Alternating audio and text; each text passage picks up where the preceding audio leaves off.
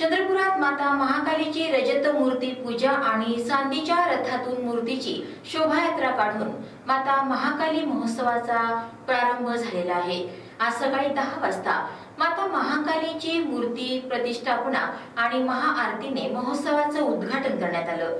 यावेळी माता महाकाली महोत्सव ट्रस्टचे सचिव अजय जयस्वाल, कल्याणी किशोर जोरगेवार, मनीष महाराज, चंदू वासाडे, राजू शास्त्रकार, श्याम धोपटे, मिलिंद गंपावार, माजी नगरसेवक सुभाष कासनगुट्टूवार, वंदना हातगावकर, सविता दंडारे, जयश्री कापसे, सायली एरणे आदी प्रमुख अतिथी म्हणून मंचावर उपस्थित होते।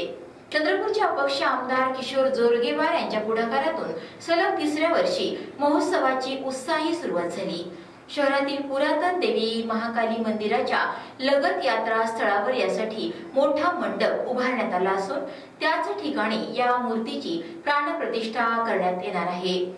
गेली महिनाभर या महोत्सवासाठी तयारी करण्यात येत होती। 2 दिवसांपूर्वी ध्वजारोहण करून महोत्सव स्थळी पूजन करण्यात आलं।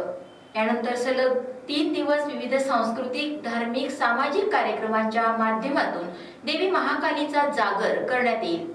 आज संध्याकाळी भजन सम्राट अनुप जलोटा यांच्या जाहीर भजन कार्यक्रमाचं आयोजन देखील करण्यात आलं आहे। चंद्रपूरचे आमदार किशोर जोरगेवार यांच्या मातोश्री अम्मा या प्रकृती अस्वास्थ्यामुळे नागपुरात रुग्णालयात दाखल असताना हा महोत्सव जोरगेवार यांच्या पुढाकाराने पुढे नेला जात आहे। याच पार्श्वभूमीवर माध्यमांशी बोलताना आमदार जोरगेवार भावुक झाले। चंद्रपूरचा माता महाकालीचा महोत्सव, चंद्रपूरकरांचा लोकोत्सव आज सुरू होत आहे। मातेची पालखी दरवर्षीप्रमाणे याही वर्षी सराफा लाईन जैन मंदिर येथून निघून माझं निवासस्थान राजमाता होत ही माता महाकालीच्या त्या परिसरामध्ये जाणार आहे। अतिशय आनंदाचा पवित्र असा दिवस आहे। मातेच्या चरणी प्रार्थना आहे चंद्रपूरच्या सर्व जनतेचं कल्याण कर। चंद्रपूरच्या जनतेचा कोणतेही सुख त्यांना दुःख त्यांच्या जीवनामध्ये येऊ देऊ नको।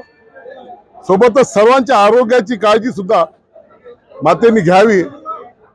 निश्चितपणे मातेचा आशीर्वाद या चंद्रपूरकरांवर राहिलेला आहे आणि गेल्या काही वर्षापासून हा महोत्सव लोकोत्सव केवळ चंद्रपूर जिल्हा नव्हे, विदर्भ नव्हे, महाराष्ट्र नव्हे तर संपूर्ण देशामध्ये या महोत्सवाकरता लोक येतात आहे।